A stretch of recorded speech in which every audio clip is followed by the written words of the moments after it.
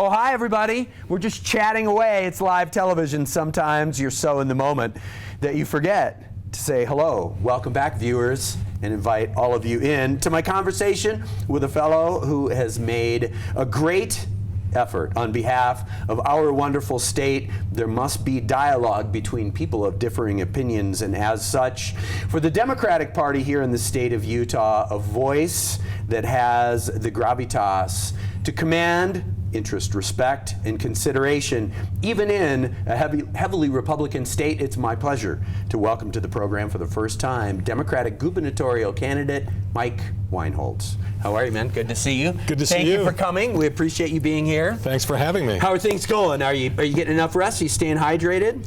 Rest is highly overrated. We've got 15 days left, and we've got the full court press on. Yeah, it is the time now to do everything you can.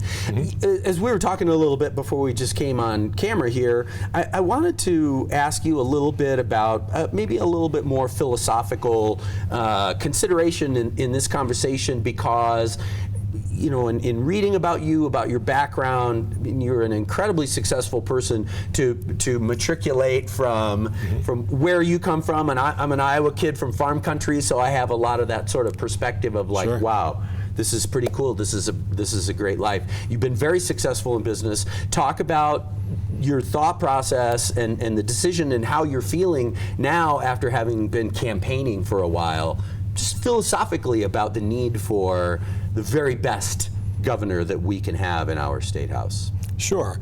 Well, I decided to run because we see a real lack of balance in our state government. We have a one-party supermajority with the Republican Party, and what I always felt and then had confirmed as I've traveled around the state as a candidate is that many people in the state feel like they don't have a voice in their own government, and that's why we have one of the poorest voter turnouts in the country, because people think their voice doesn't matter.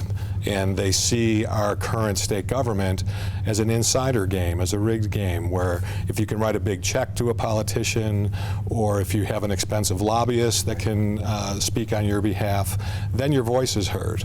But so I wanted to run for the vast majority of the state who feels that their voice is not heard. And the reason that I wanted to do that is when you see poll after poll that says, you know, 70% of Utahns want to expand Medicaid, or 80% of Utahns want to see more money invested for education, or any number of these polls, and then you see our politicians do nothing about it, it's because they feel like they don't have to listen. So, so that was the reason I decided to run. I also have a history of community service. My family and I moved here 20 years ago and fell in love with the place, and we've been involved in community service ever since. We've been trying to make life for everyday Utahns better ever since we've been here, through things like serving on nonprofit boards and philanthropy and activism. And so I naively thought that it would be an easy jump from community service to public service. This is really hard work, but I've enjoyed every minute of it, and I've enjoyed traveling all over the state and meeting people I otherwise wouldn't have met. So it's been a great experience. And you make I think a powerful, if maybe subtle, distinction that we assume, because this is such a Republican state, that maybe my vote doesn't count. And I will confess to have maybe having had a little bit of that sentiment in my own experience as a voter here in Utah. Talk a little bit about the kind of response that you've gotten from people in not just espousing your own candidacy, but also sort of a return to engagement in the process. Because it feels to me like as Utahns, we're kind of collectively doing that. Hopefully, anyway. Yeah, that's my sense. Well, and this approach is not a stretch for me. In my business career, I've ran my companies under the philosophy and the core value called putting people first. And that even meant putting people before company profits, which is a funny way to run a business, but it turned out to be a very powerful and successful way to run a business. And so I know the power of giving people a voice, because I did that throughout my business career. I was not an autocratic leader. I was very much a collaborative leader, team builder, assembling a team of experts to get the job done. And so that's a very natural extension for me to say to people, look, I want to put your voice first and I want to put you first, because that's what I believe government should be. That's what I believe politicians should do. They should be serving the will of the people, not self-serving or only paying attention to the needs of their big donors. This is a very divisive election season with the kind of rhetoric that's been going on in the presidential race.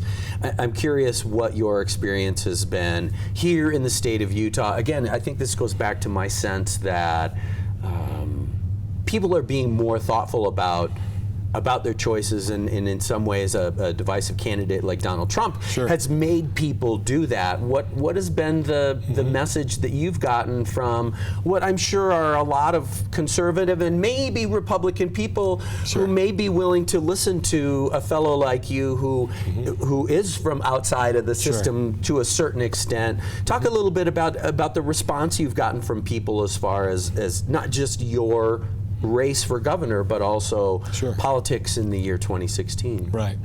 Well, Donald Trump has been a gift to the Democratic Party, and particularly here in Utah, where Utahns of all political stripes find him so distasteful.